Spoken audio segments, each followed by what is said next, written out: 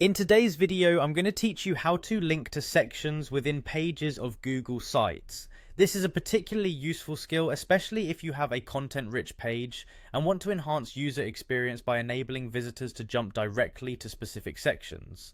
By the end of this session, you'll be comfortable navigating Google Sites and setting up these practical internal links. Let's dive right in by beginning with the basics. First, you need to open Google Sites and navigate to the page where you want to add a section link. Start by clicking on the button that's often labeled as Insert at the top right of the screen. This button is your gateway to adding various elements including text, images, and of course links. Clicking on it will reveal a menu with several options. Once you have clicked on the Insert button, the next step is to type in the name you want for your link. This name will be the visible text that users can click on to reach the specific section. It's important to make this name intuitive and descriptive so users know exactly where the link will take them. For example, if the section is about company history, a straightforward name like Our History would be quite apt.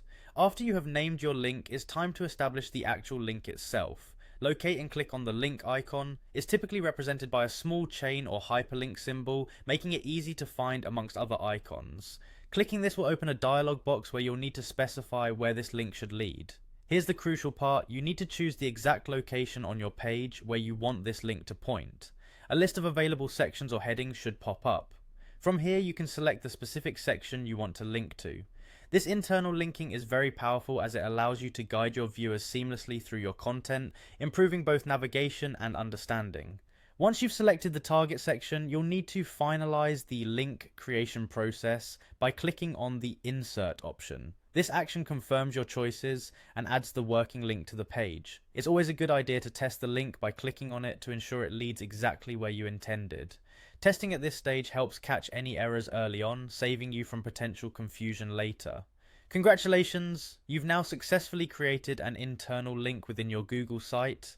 This process not only makes your site more interactive, but also significantly enhances user experience by allowing visitors to quickly and efficiently find the information they need.